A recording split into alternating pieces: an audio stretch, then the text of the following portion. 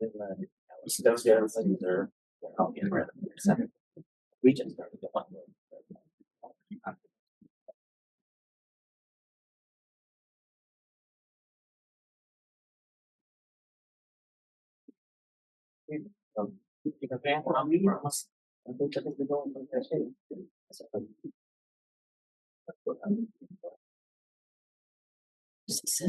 He's like a super assembly guy.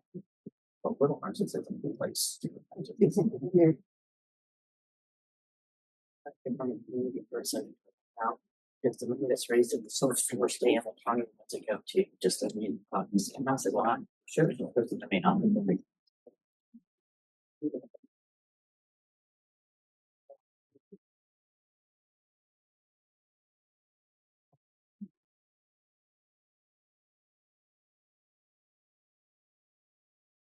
Thank you for all coming tonight. Thank you all for coming tonight to the regular city council meeting at 140 Clearlake, California, and it's 6 p.m. And have a roll call, please. Councilmember Wilson, represent. Councilmember Hooten, here. Councilmember Kramer, Here. Mayor Slotin, Here. and Vice Mayor Downey is absent. Please stand for the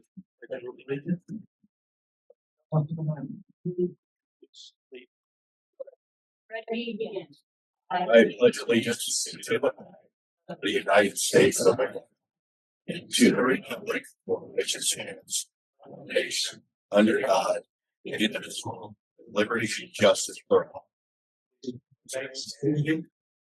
Over silence for six servicemen who lost their lives this week in Memphis.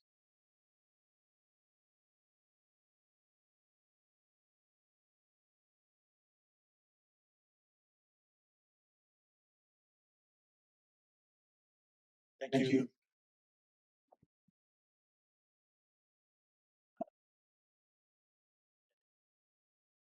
All items on the agenda will be open for public comment before final action is taken.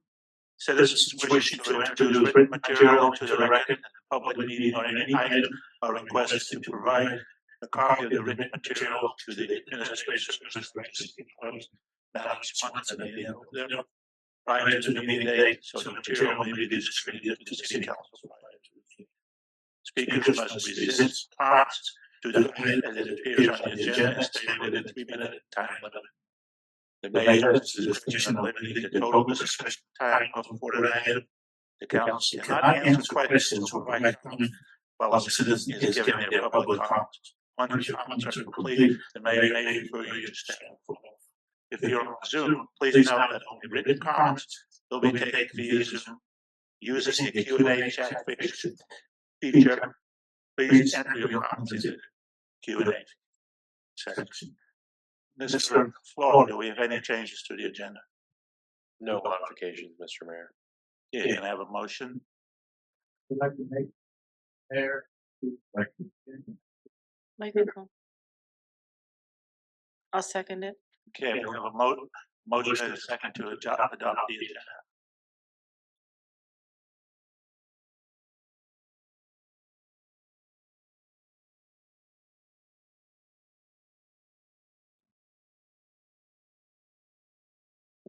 Motion passes with unanimous vote of the council. We'll continue on to presentations. First one is March for Meals Month. Whereas on March 22nd, 1972, President Richard Nixon signed into law and measured and amended the Older American Act of 1965 and established a national nutrition program for seniors 60 years and older.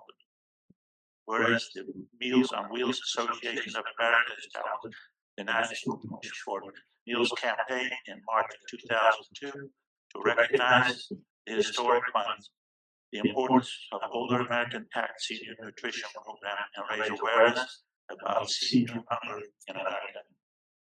Whereas the 2026 observance of the March for Meals campaign provides an opportunity to support senior nutrition programs that deliver vital and critical services by donating, volunteering, and raising awareness about senior hunger. Whereas volunteer drivers for Meals on Wheels program in Clearlake are the backbone of the program, and they not only deliver nutritious meals to homebound seniors and individuals with disability, but also care, concern, and attention to their welfare.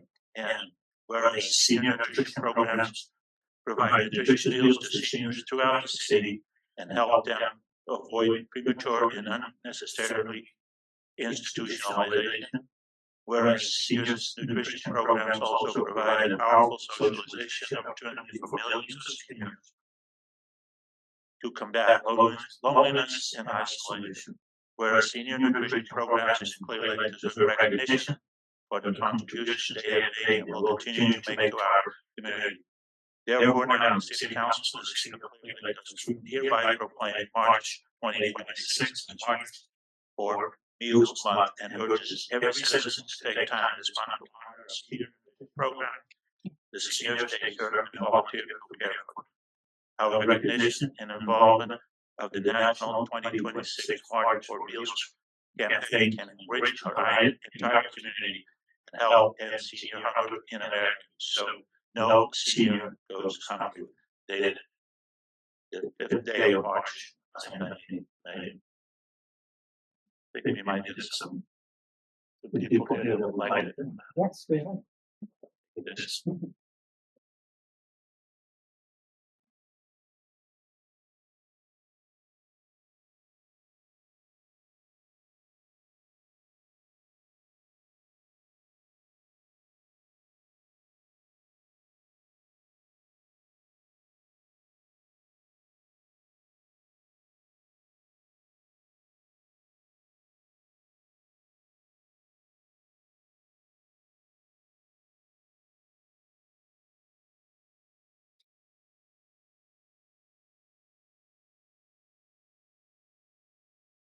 We thank you very much for the proclamation. It is March for Meals Month. It's a celebration to celebrate all our Meals on Wheels programs, but it's not just the Meals on Wheels programs, it also includes our congregate dine-in programs. So to give you guys a little update on how many we serve a day, we're serving 200 seniors per day. You know, that's our average. So, you know, each one of those meals costs almost $11 per meal for us to make and run our facility. Our donation for meals from our seniors is 27 cents. So we do get funding from Area Agency on Aging, but that really just pays for a small portion of the food. Some misconceptions that the public has is that the city sponsors us, the county sponsors us, the state sponsors us, the federal government sponsors us. And we do get a little bit of funding from the federal government and from the state government to help supplement some of that, what we need. And the city is generous to not charge us too much for our facility. It covers our bills, which comes about, I think, about $70,000 a year. So we appreciate that because we wouldn't have figured it all if you guys did not do that. So we really appreciate what you guys do for us. You know, one of the things is we're averaging about 95 seniors in our facility. We are probably the largest facility in Lake County. In fact, I know we're the largest facility in Lake County that we serve. And we serve on an everyday basis at least 145 homebound seniors, you know. And it's not just about food.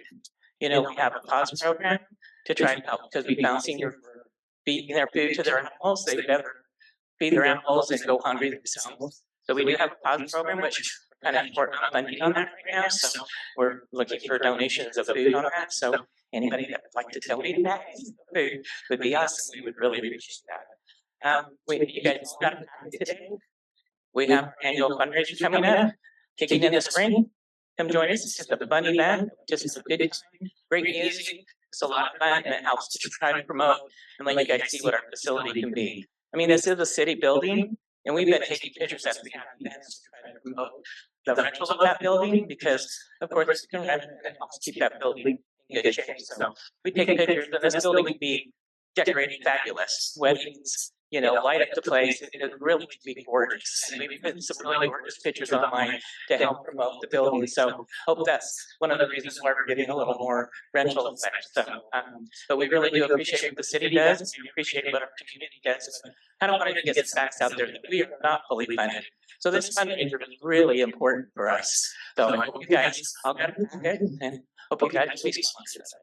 And if anybody would like to be a sponsor, they can go online. You can purchase tickets online on our website at hsscclearlake.org. And just right on the front page, click buy a ticket and come join us. And so I'm going to let my president talk here. This is Joyce Adams. He's the president of our board, our new president. I'm very proud to be president of the board. I'm very happy to be associated with the Senior Center in Clearlake. We are an amazing organization. I've been active in the Senior Center for probably 10 years now, and I've seen it grow so much. We provide so many services, not just to seniors, but to the entire community. And we really need the support of the community. We ask for it. But I'm just really proud of what we're doing. It's amazing. Thank you for your time.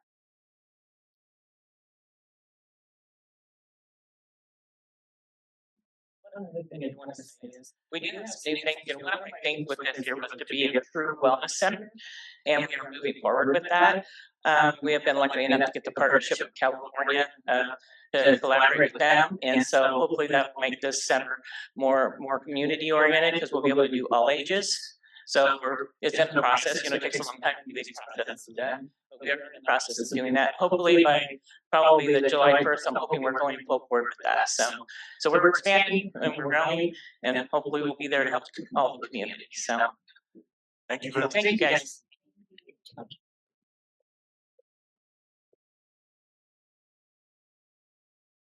Okay, the next item is proclamation of National Nutrition Month.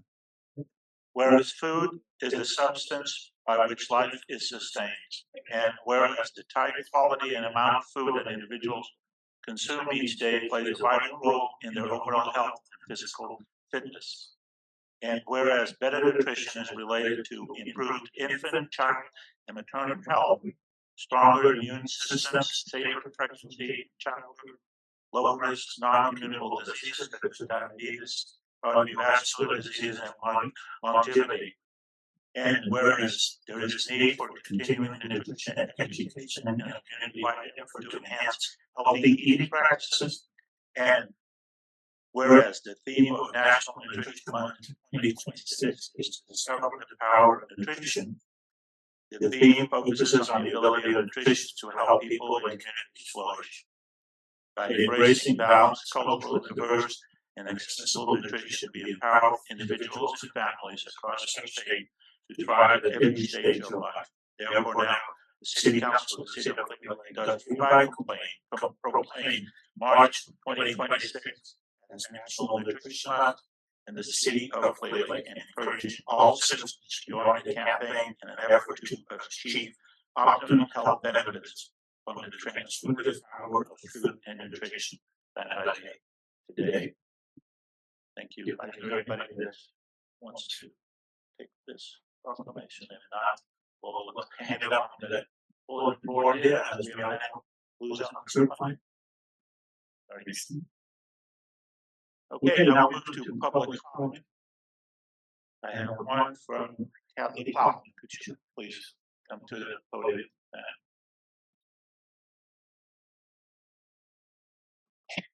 Hi, my name is Kathy Plowman, and I'm here to set something straight. I've been told, I've been by some people that I knew what would happen down in animal control, and let me inform you, I have no idea what was happening. That does not excuse me from I should have known. I should have reached out my hand. I should have helped those girls. I should have done the right thing. I was busy with my own life, running animals around to get them fixed. That's no excuse. We all should have knew what was going on down there, and we didn't. So I hope Mark gets what he deserves. I hope that Charmaine goes forward.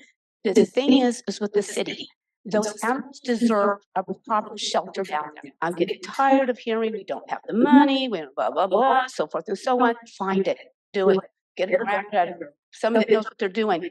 There's lots of organizations that would be willing to kick down to have a proper shelter built down there. They deserve it. We've let the animals down. We've let the people of Clearlake down by not going forward, by not doing the right thing. And since I've been in rescue for 40 years, I've been trapping for 19. All we do is live all the time with animals. And I want everybody to know, if I didn't know what was going on down there, I certainly would have come up to the city and said that.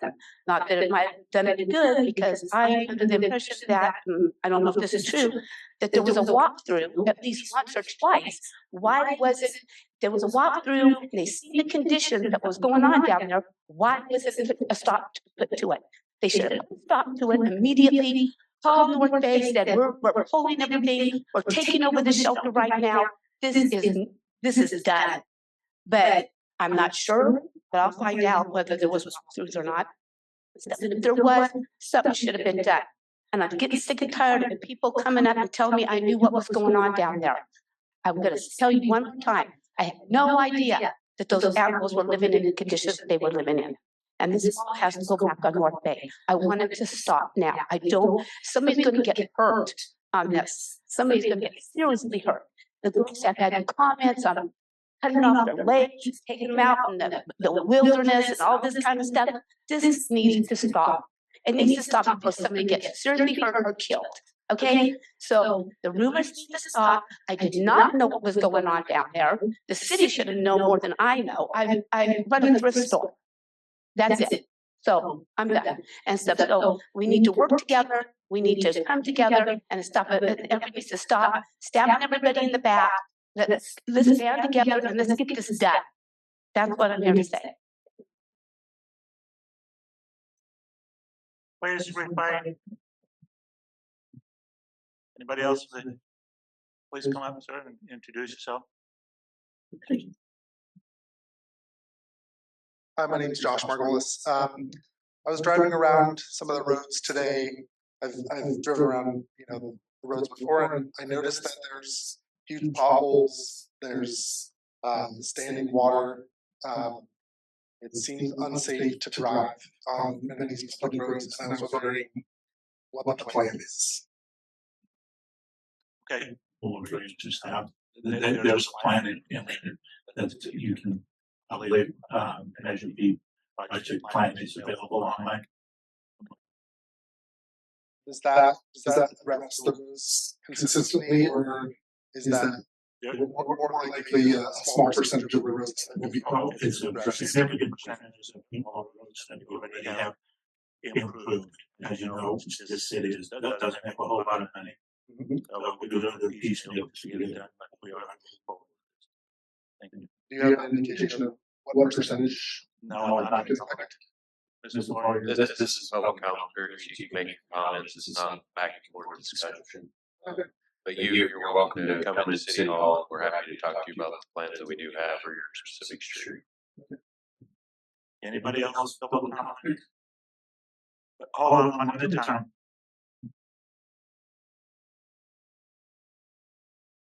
I wanted to say that when I walked into City Hall today, earlier came by, I love what you guys have to the window, the statistics and everything. That was so much education to me like that. So good job on that, So you guys get cut down all the time, but let me tell you what, you guys are doing a fabulous job. Nothing happens instantly. And, I sat there for 20 years and it's, you're beat up all the time, but you guys are doing a fabulous job. Very proud of all of you. And I'm really proud that the city's got that kind of stuff out there. Because, I walked in and I instantly knew that everything was getting better by looking at that. So thank you for putting that up. Margaret, you want your turn?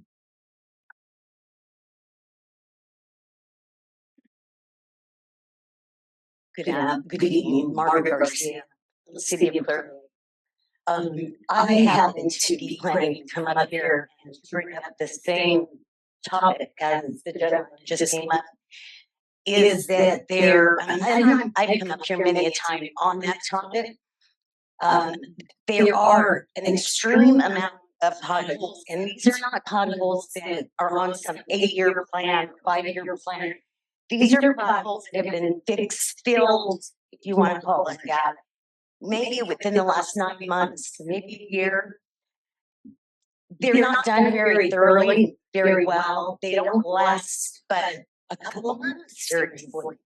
In addition to potholes that have not been dealt with for a long time. Regarding funding, why it is that there's like a 5-mile beautifully paved portion of, I guess it's country club that goes to Highway 20. There seems to be funding for certain things, and I didn't know where those decisions get made on what gets done, what doesn't. But I think maybe you might want to spread the wealth as far as doing long stretches of highway versus doing some maintenance that needs to be done, especially around City Hall, the park, which I brought up before. None of that is getting addressed. And I know my particular street's on an 8-year plan, but I think those plans maybe need to be revamped and maybe revisited. Because you ought to do just what this guy did, drive around the roads around here. And the potholes that have popped up are like, I don't know, 9 inches. They're huge. So I hope that in the next, the near future, that is looked at, and maybe when repairs are getting done out there on the asphalt, a more thorough job is done so that they last. The repairs last. And they did one in front of my house, and they're not putting a lot of focus on the longevity of that patch. So that's my comment. I think you ought to take a drive around town, and not maybe just from here to your house. But I appreciate your time, and I appreciate all the departments, police department, public works, code enforcement, everybody I appreciate. But I don't appreciate the road conditions. So I hope everyone's everyone's doing well. Thank you. Please refrain. Okay, as you know, the council cannot answer questions or provide comments on public comments at this section. Is there any more in the audience that wants to come up? If not, do we have any more comments on Zoom, Madam Clerk? There are no comments on the Zoom, Mr. Mayor. Okay, we move on to the consent calendar. Anybody wants to pull an item, or anybody from the public wants to address one of those items that are in the consent calendar? If not, then I have a motion. Okay, and I have a second. Second. A motion and a second, Madam Clerk. Oh, Twilight. Get in there. There we go. Motion passes with unanimous vote of the council. All right, we go down to our first item of business, which is considering updates from PG&E. Yeah, I'd like to introduce Jason Terramino, who's local government affairs representative with Pacific Gas Electric, and he requested to come and give the council an update on things PG&E are doing. So, why don't you take this? I'll get your presentation. Thank you very much. It's a pleasure to be here. My name is Jason Terramino, and I'm your local government affairs person. I cover Lake County and Sonoma County and all the governments. And as most of you know, my job is to be what we often call the primary contact, so that you have somebody to call to get you to the right person, get the answers for you. Sometimes I have them, sometimes I don't, but I usually find the right person.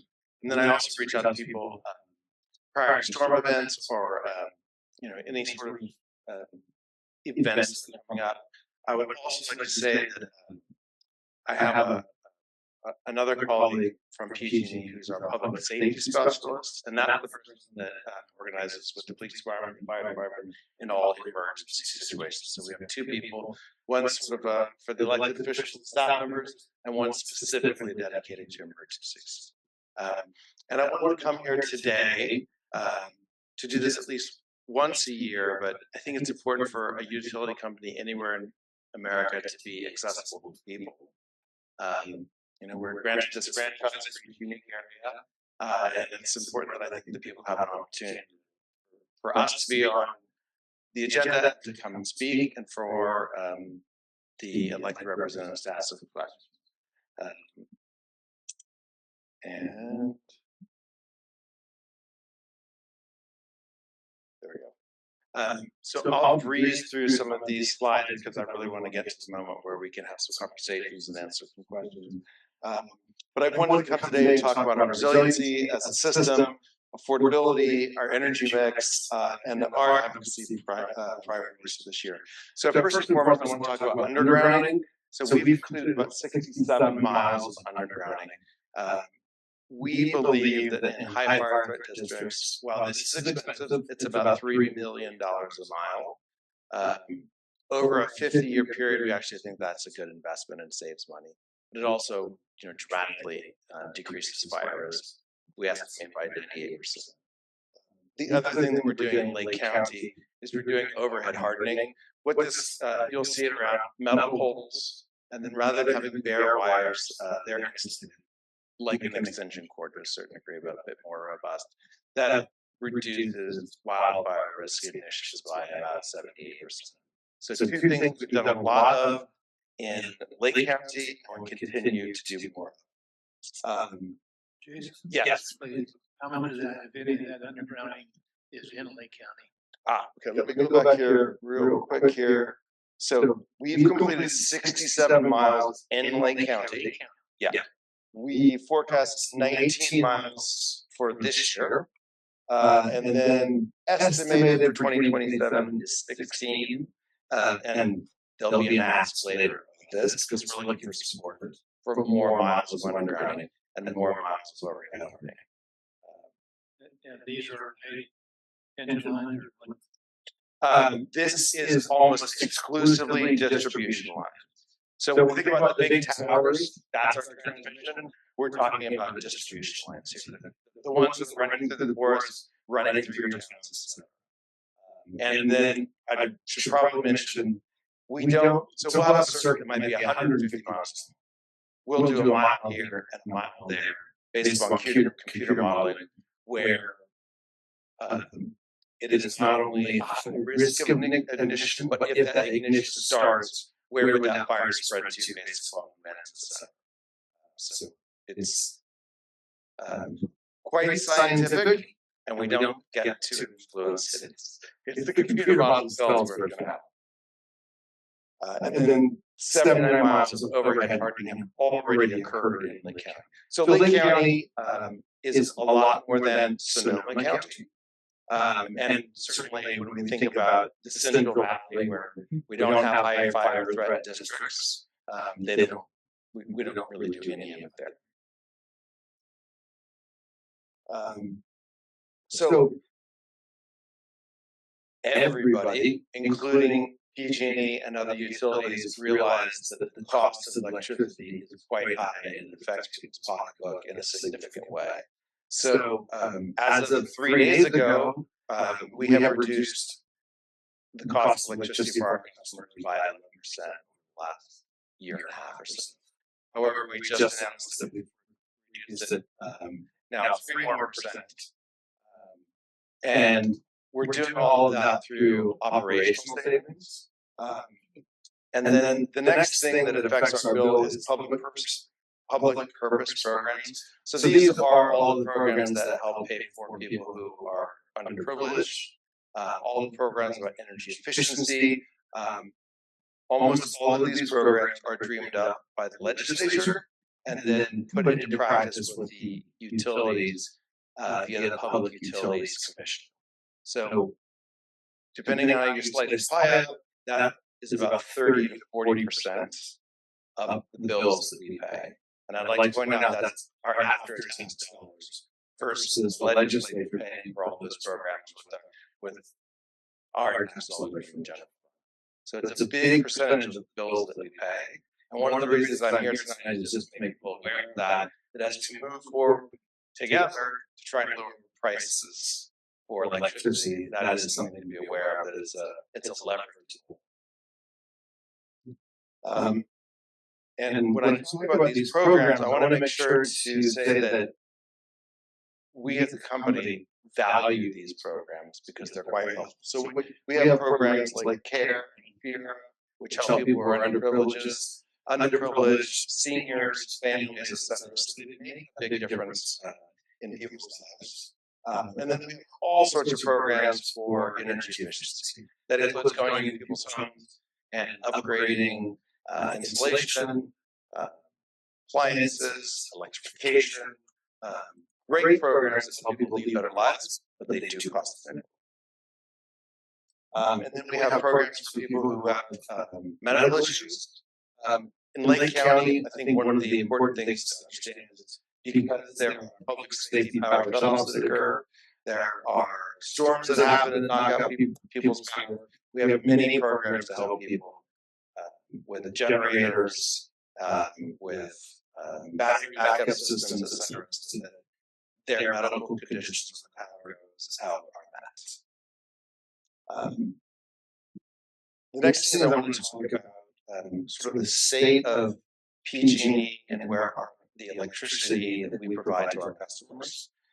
And I want to make one caveat. This is the electricity that we provide to our customers, not necessarily for the community choice aggregation companies who have their own customers. This is just people who signed up for PG&E power. So we have been 95% greenhouse gas free for the last 5 years, often at different times 100% greenhouse gas free. I want to explain how that breaks down. So 50% of all the electricity we supply to our customers comes from Diablo Canyon Nuclear Power Plant, which is 100% greenhouse gas free electricity. So we're operating the last nuclear power plant in California. And spoiler alert, I'm asking for your help to keep that up because it's such a vital resource for us.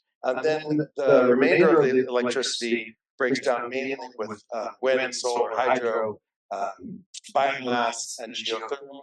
And then the last 5% is actually natural gas. So on a world standard, we're top of the tops as far as greenhouse gas free electricity, which I think most people find to be surprising. Biomass is gas free? You burn biomass? No, the biomass is producing electricity by spinning turbines because it is decomposed. If that makes sense. Okay, you're not burning. No. Okay. So as far as advocacy, what I'm really here to ask you for is support on undergrounding. What we want to do is have a 10-year program rather than going from year to year. And we're looking for city councils to write letters of support or individual council members to write letters of support that they value undergrounding. That's one. And then we have 3 other things. I'll start on the right. Affordability. Electricity is very expensive, and we think there's lots of ways to significantly reduce the cost of electricity, but we believe it has to be done with our local elected representatives. We think it's much more powerful. These are complicated issues, and when you all chime in with your state electeds, I think it makes a big difference. The second thing is Diablo Canyon Nuclear Power Plant. We are looking for support to keep that open.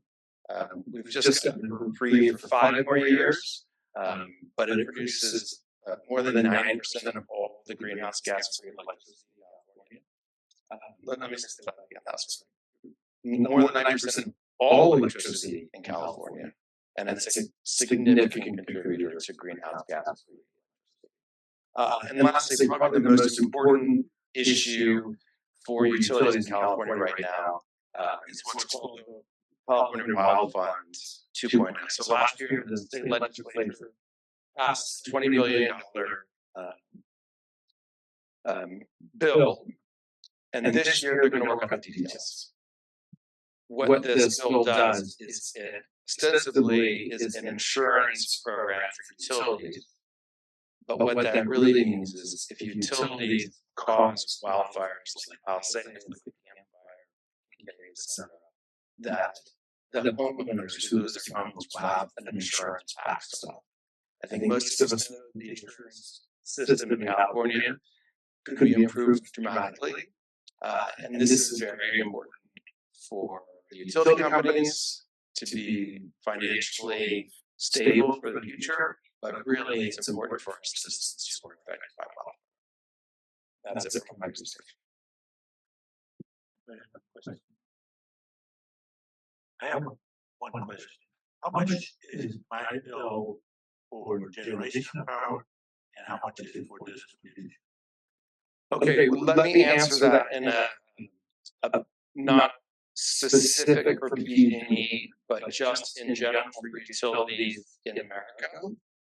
And so what I've read is it's usually about 70% for maintenance of the system for the grid. So for example, PG&E has more than 100,000 miles of wires. So it's the wires, the substations, all that's about 70%.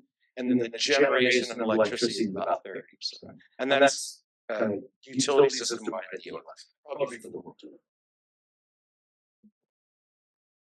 So, you mentioned that you are here for support for the Diablo power plant and the undergrounding. Why do you need support? Why is there a lack of support from who and?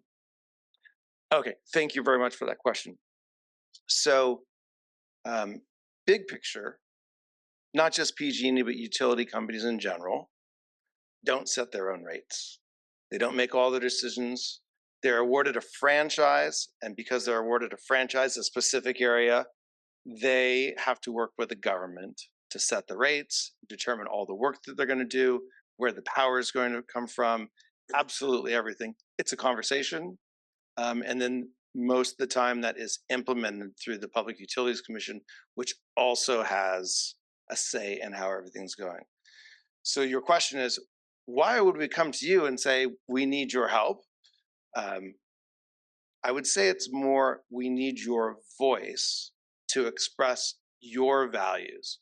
Do you value nuclear power or you don't, or not? I personally do, but if you don't, speak up and say so. But the issues are complicated. I know I've worked for PG&E for 2 years, and I feel like what I have learned in the last 2 years is monumental to what I knew when I came. And I think that our state legislatures arrived there, and they're just starting to learn. And so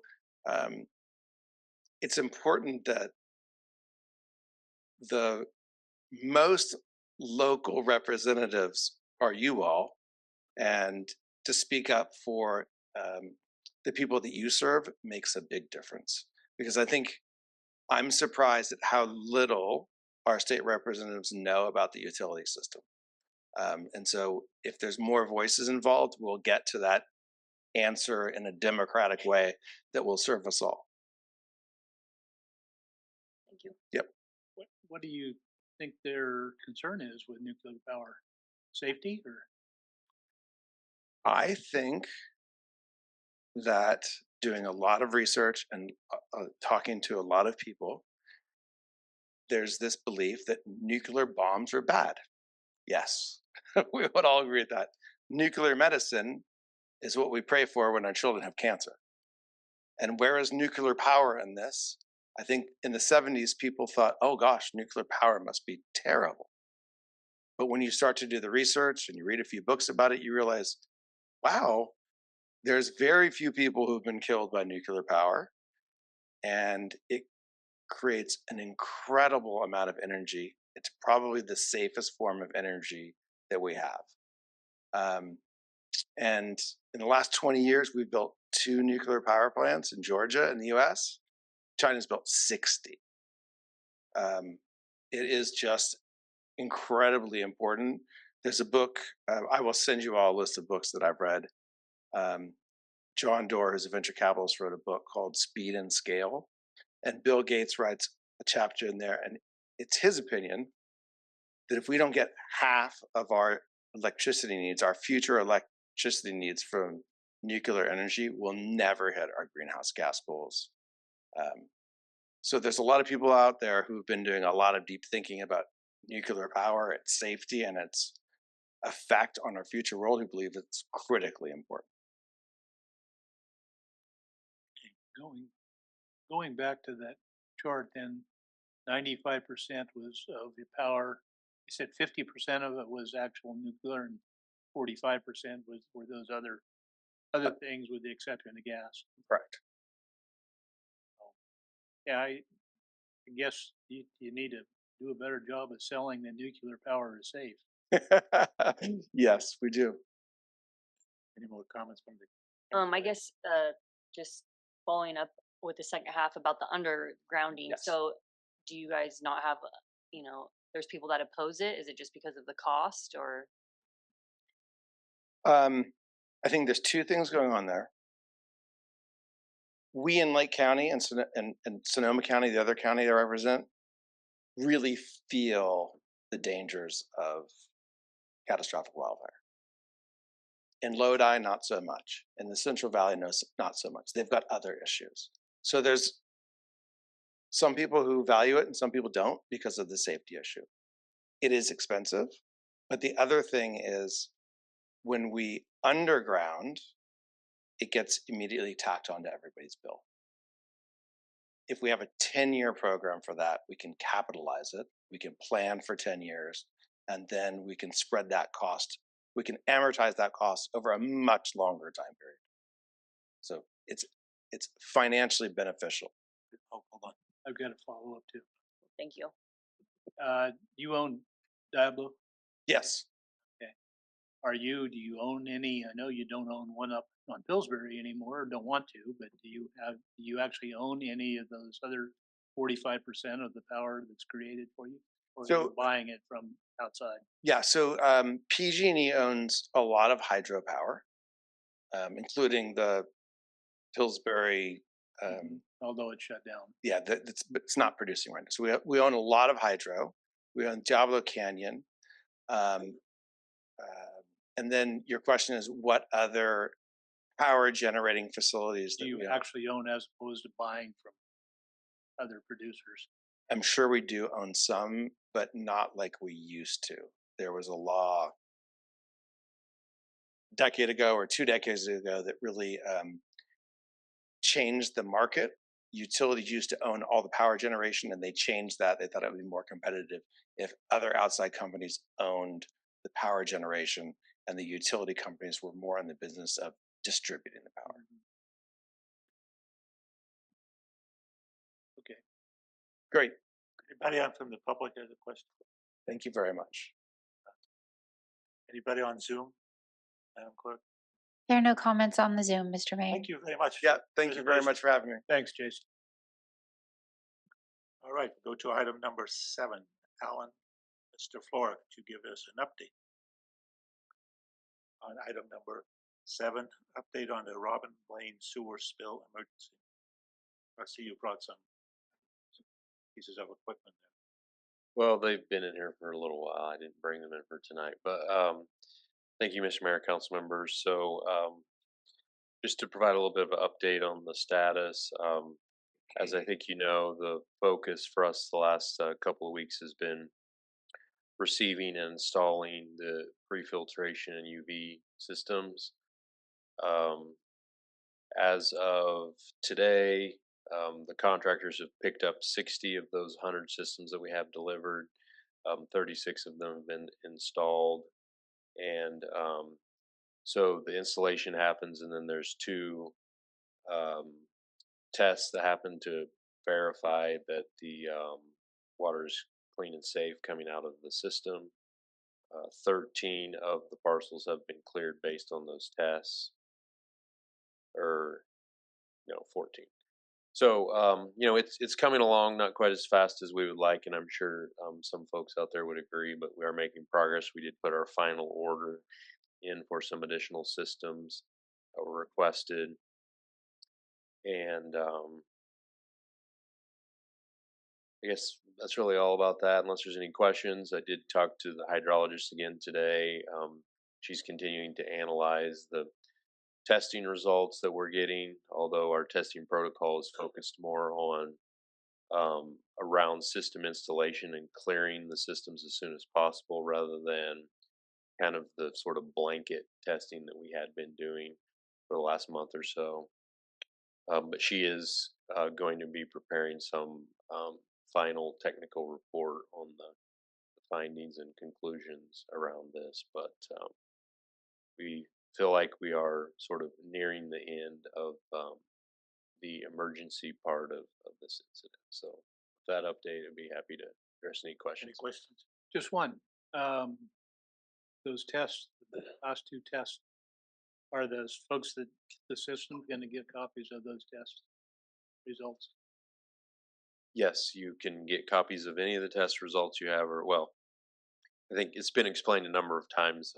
The copies of test results that people expect is not what you would really anticipate. But when the test results are cleared, you will be getting a packet of information from environmental health that includes a number of things, including um, the test results, how to some tips on maintaining your well, maintaining a tank if you have one, information about the system that you received, and so forth. All right, anybody else? Anybody from the public wants to?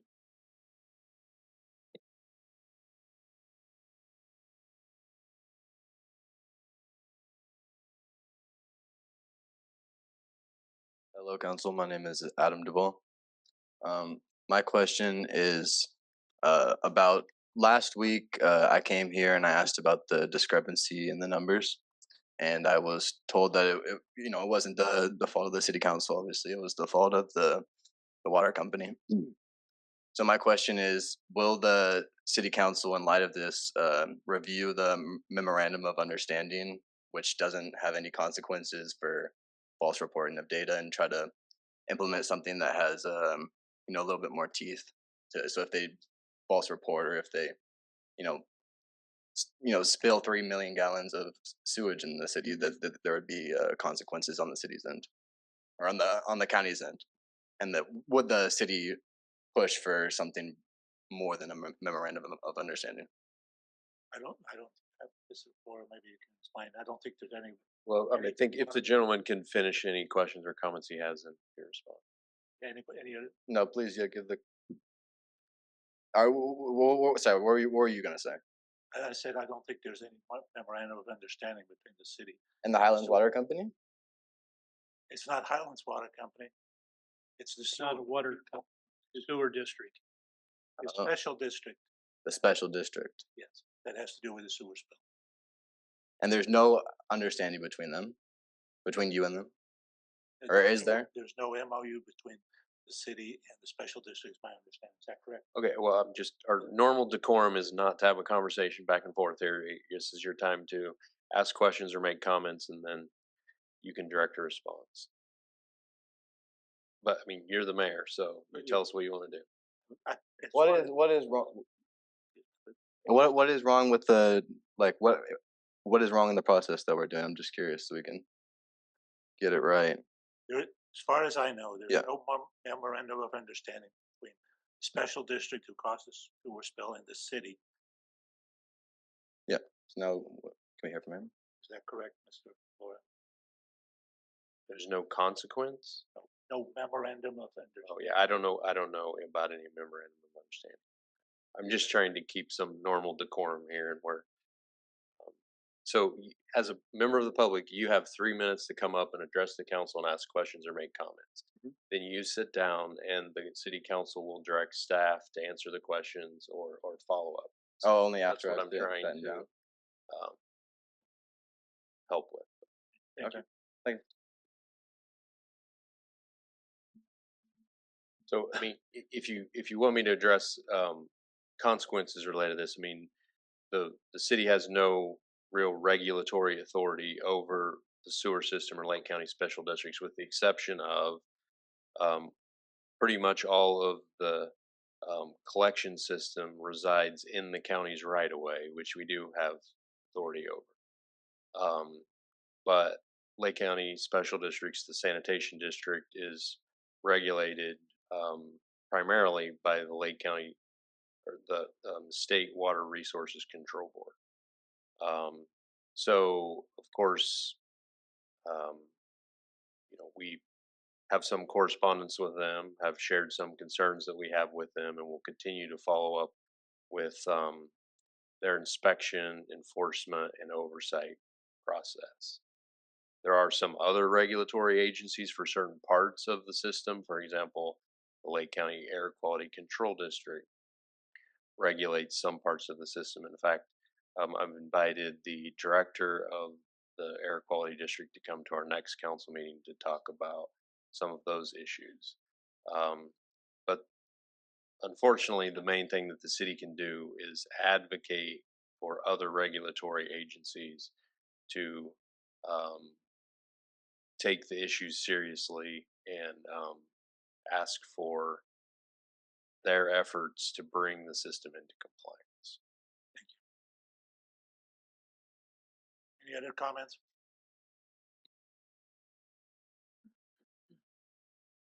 My name's Josh Margolis. I think you were telling us that that the 100 UV filtration systems have been ordered. A small percentage of those have been installed successfully. There's more that are on order. I'd like to know what that number is. I'd also like to know how many. I think last time you said there were 164 affected residents or affected, I guess, properties. I'd like to know what percentage of those have been, or I guess have applied for a filtration system, and then for the remainder, what are the efforts to ensure those people are taken care of?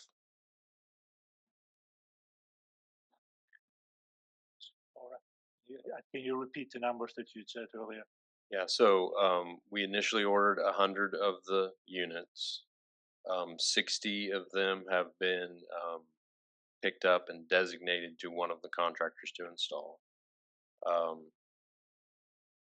36 have been installed as of today. I don't know the percentages, but I think you can figure those out. So based on, we aren't forcing people to have one of the systems. They were requested to submit application. We helped them with that. So based on additional applications, we ordered another 15 units. That's a total of 115. Our estimate originally was 164 impacted wells, but some people have various situations where they have another sanitization system already, or for one reason or another did not want to have one. But if folks were getting water deliveries to a tank or something like this and had not applied, the city reached out to all of those individuals to make sure that they had one last chance to apply and get a system if they would like to have it. So, but at this point, the request for systems is complete. We're not planning on ordering any more systems. We'll be making sure the 115 systems get installed, and then that will be it. Thank you. Any other comments in the room here? If not, is there anybody on Zoom, Madam Clerk? There are no comments on the Zoom. Thank you.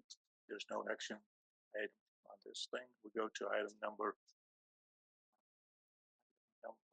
8, discussion and consideration of community-funded projects request for fiscal year 2027. Mr. Flora. Thank you, Mr. Mayor, council members. So it is that time of the year again where we have the opportunity to ask our congressman for any appropriation requests. We call it the Community Funded Projects Program. Congressman Thompson then gets to select a number of projects in his district to submit to the House of Representatives for inclusion in this next year's budget bill. So I outlined in the staff report the requests that the council made last year. The timeline on this, although it always seems short, there hasn't been quite as much guidance. It's always kind of a guessing game on what perhaps both parties would agree to move through the budget process. So open to whatever ideas the council may have around this. I came up with 3 possible ideas to consider. One is some funding for the airport redevelopment project infrastructure there. Um, I was I would recommend an ask of 5.2 million for that. Um, Option number two, and you can include one or all of these options or additional ones as well. We've tried a number of times to acquire funding for the Highlands Park renovation project. We have had the plans done for a few years and have not been able to get funding for that. Um, I would recommend an ask around 3.7 million for that. And then more related to the sewer spill, I think one thing we've learned is that we don't know enough about the aquifer out there, and because all these folks are on private wells and have primarily private septic systems, there's still concerns about kind of what the baseline conditions out there were before the spill happened. The testing that continues in the aquifer, it's everything's not clear, and there's issues in the surface water, and it's near the sewer treatment plant. And is the groundwater, surface water being influenced somehow by the sewer treatment plant or other factors? And I think that we should, for the benefit of the folks who live in that area, request some funding to be able to do some aquifer analysis, some long-term testing in the area, a monitoring program of that testing, perhaps a well evaluation. There's just a lot of poorly constructed wells as well. It would be helpful to have some more detailed information about that, and possibly even um, asking for funding to put a couple of long-term monitoring wells out in that area. And so I talked to the hydrologist about this, and I think an ask somewhere around 280,000 would be appropriate. Those are the ideas I came up with. Happy to discuss any other ones. Any of the council has some ideas? You want to I like those three ideas. go ahead. Oh, I also like the three ideas and really favor Highlands Park and the hydrologist suggestion of getting some monitoring wells and figuring out really a better idea and understanding of what we have over there for water source. So those are my sentiments as well. I all agree with those, and I think I mentioned it that the east side on Highway 53 has no park, and since Chelsea is going to build some apartment complexes on the east side of Dam Road Extension, there's a property that would be owned by the state that a small park could be installed in that too, some funding. Yeah. So I guess we can talk about this a little bit as a project idea. We've had, I mean, I think there's some interest in the state relinquishing that excess property to the city. Um, Actually, I had a conversation just yesterday with the Department of General Services about that in Senator McGuire's office.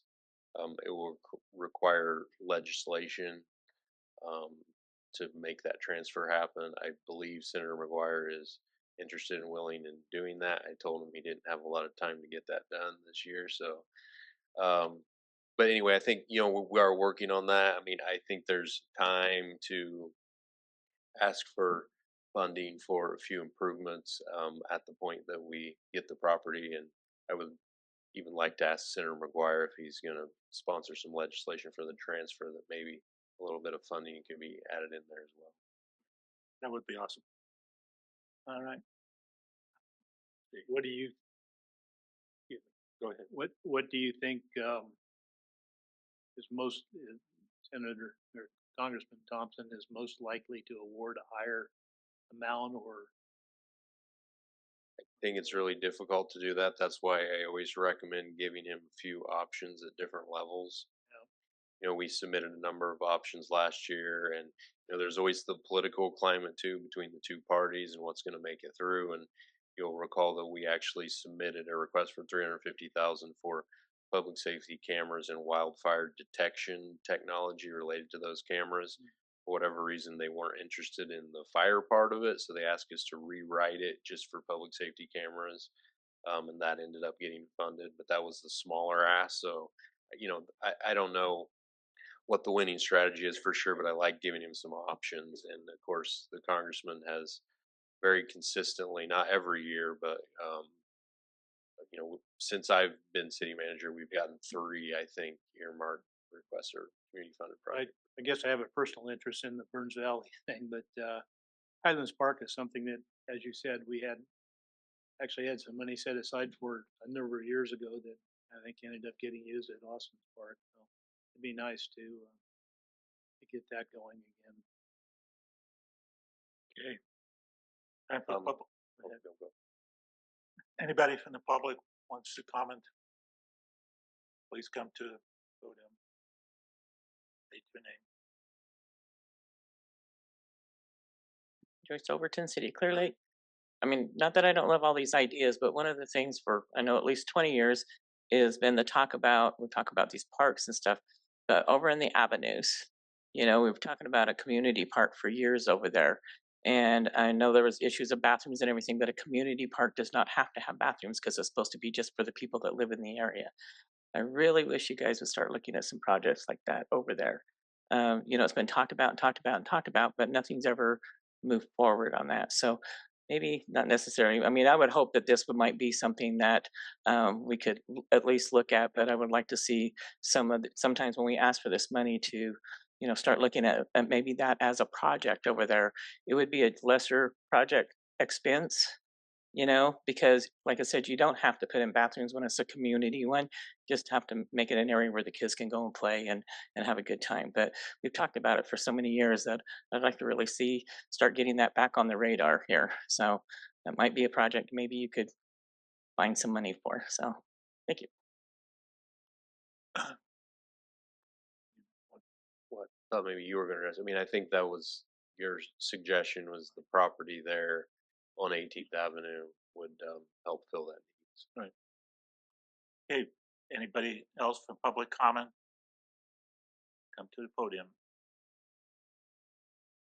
and state your name. Margaret Garcia, City of Clear Lake. Joyce's comment on the avenues having a park is, I mean, really, really something that's been needed for a long time. It seems like anything that is planned for the City of Clear Lake is planned for beneath the highway area. And the avenues seem to be neglected in many ways. I think it would be, it would go a long way as far as showing some focus and some care to that area of the city. After the whole fire that happened up there, it seems like just property just got fenced off and various changes, but it would be a good gesture for sure to have something like that happen. And if I'm not sure what Highlands Park, what is Highlands Park? Which park is that? If you could just clarify real quick. It's on Lakeshore. It's where the Chamber of Commerce office is. Okay. Because what my thought is the only access to water to the lake for kids, for families, is Austin Park, right? Austin Beach. And that area is still very uninviting as far as sand and just the entire, look of it. It's not the most family friendly. I don't know how many tables or things you've got, but I would think that maybe some focus there, if you're going to be requesting funds, maybe something like that wouldn't be a bad idea to really improve that, because that's the only access people have to the lake as far as beach access. Another thing, let's see, I wrote down was the water quality. I don't know if you could package that in such a way where money could be requested on that, whether it be some type of maybe a more I don't know, maybe a little more invested in the filtration or that kind of thing. As far as it's been discussed before, is they've got the little sprayers that go around. But if there could be money asked for about that, that would be, I think, a good thing to do. And then just in general, beautification of the city would be nice if there was some landscape changes too, especially with the entrance when you come into the city. The signs are great, but something that would be a little more of an upgrade to the city of Clear Lake and to the visual of the city of Clear Lake. I love the city of Clear Lake, and I'd like to see a little more done in that regard. Thank you. Anybody else, public? If not,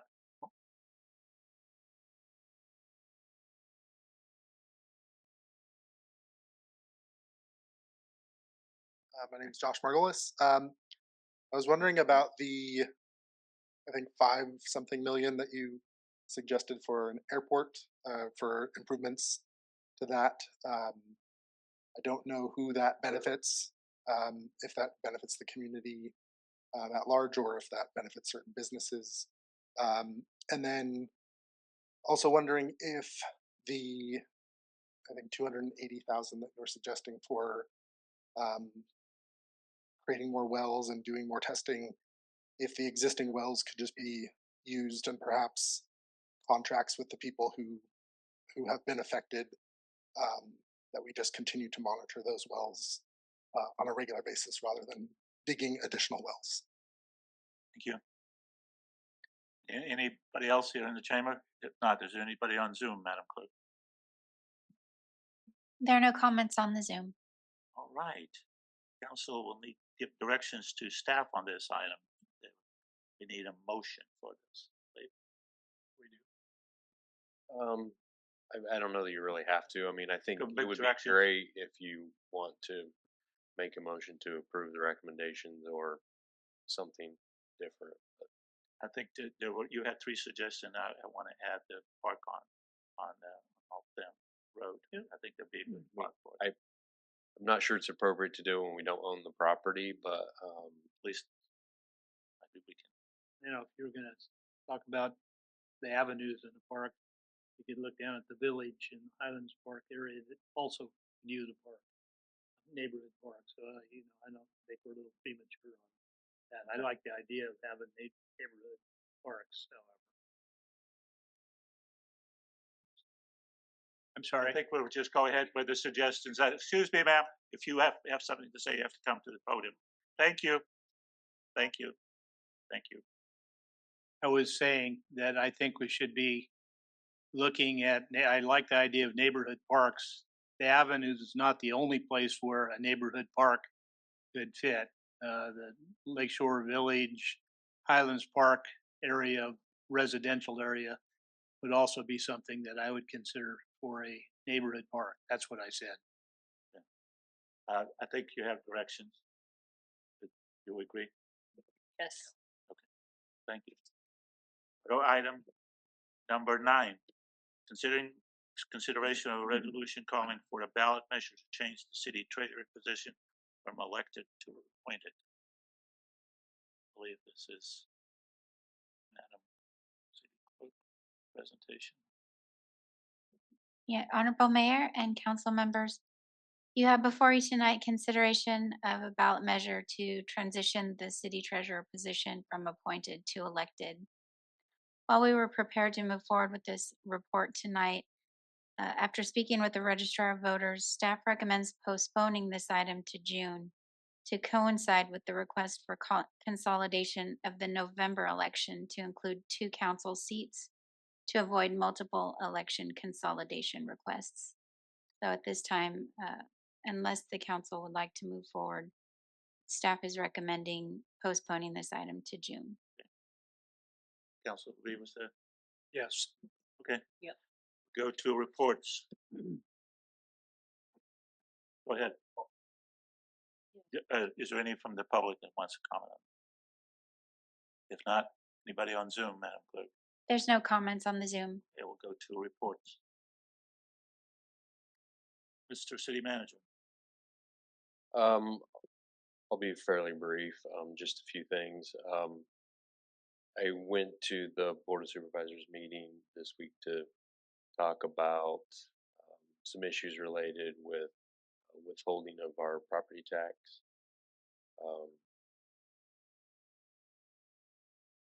was a frustrating experience. I'm not sure actually what the solution is at this point, but I just want to make sure that you all were aware of it, and providing some follow up to try and see where we are with the county auditor around it. But there were a number of other local agencies that were also there in attendance, um, expressing concern about county withholding of our agency's property tax. I attended the tribal health ribbon cutting yesterday. Councilmember Kramer and Councilmember Wilson were there, so thanks. They always do a great job. Beautiful new building that will be opening up shortly. Last thing I wanted to mention, I was working with the Latino Advisory Council. The thing that we're focusing primarily on now is trying to establish some assistance around Latino entrepreneurs and food service. There's a lot of the Hispanic community that is making food out of their homes and street vendors and various things, the majority of which is not permitted either by the city or environmental health. And so rather than taking an enforcement approach, we're working on a plan to provide checklists and help simplify the process, and planning to do a workshop with a number of Latino ambassadors to try to get a lot of the folks that are out there doing this to come and figure out how we can help them come into compliance. So something that I think a number of everyone on the Latino Advisory Council and a number of others in the Latino community are pretty excited about. So that's me. Okay. Councilwoman Hooton, you got it. I do not have anything to report. Okay. Councilwoman Wilson. I was today was the first time that I was able to represent the city of Clearlake at the continuum care. And was able to vote. I'm part of the executive committee, is what I wanted to say. I attended the meeting today. It was announced that that $6.3 million was awarded to expand the Hope Center. That's going to give them 29 additional beds, but Restoration House is going to move over to Hope Center, so it's going to add 17 beds into the county. There was a little bit of discussion about an RFP that's going to open on Monday for some other for some interim housing, and there was also discussion of the fact that it's very probable that Hobbiton Haven in Lakeport is going to have to close because of funding problems. It will be, but they will be open until the end of June, and there is $612,000 will be used to try to address the needs that are going to be unmet by closing Hobbiton Haven. And there was a considerable, very professional presentation done by the Lived Experience Committee, who will be working with the Continuum of Care to run another event like they had last year in October in Lakeport, and it will gather more information from the city. There's about there's 2 beds open at the Nest, 2 open at Hope Center, and 2 at Hobbiton Haven. That's it. Councilman Kramer, you have any? Yes. In addition to attending the ribbon cutting, which City Manager Flora made some nice remarks. Thank you for that. At a Risk Reduction Authority meeting last week, board meeting, in which I ended up chairing because everybody above me didn't show up. We're in various places. Anyhow, they have been getting more and more involved with fire resiliency projects along with RCD, and they will. None were in the Clear Lake area, I don't believe. And we also talked about how they having to reach out for membership dues again. So you'll probably expect something in the mail on that. And then I also last week clerk had their board meeting, and we discussed the budget for the coming year, which is somewhere in the neighborhood of $8 million. Clerk is growing substantially. They've got a number of projects going, several of which are planned for Clear Lake. And also the east side plan out off of Davis Street Road, or Davis Street, excuse me, is in planning. I actually got a call from, in addition to clerk, I got a call from a representative with CAL FIRE wanting to access my family's property's end of it to start doing the biological or the archaeological inspection. To do the archaeological inspection. Thank you, Margaret, for reminding. That was about it. Okay, I have a couple of things. I attended the Lake County Recreation Agency, and we did a lot of talk about trails up on Mount Canocti. Some progress is being made up there, so that's pretty exciting. Let's see what else I had. I did have a house that we own go through the rental inspection process. Very smooth, and I'm excited that I'm one of the first ones to go through that. I was a big advocate for that for a long time, going back at least 6-7 years. So that's it. Anybody has any future agenda? Not? I'd like to say thank you for leading by example. We'll now adjourn to closed session. Thank you all for coming.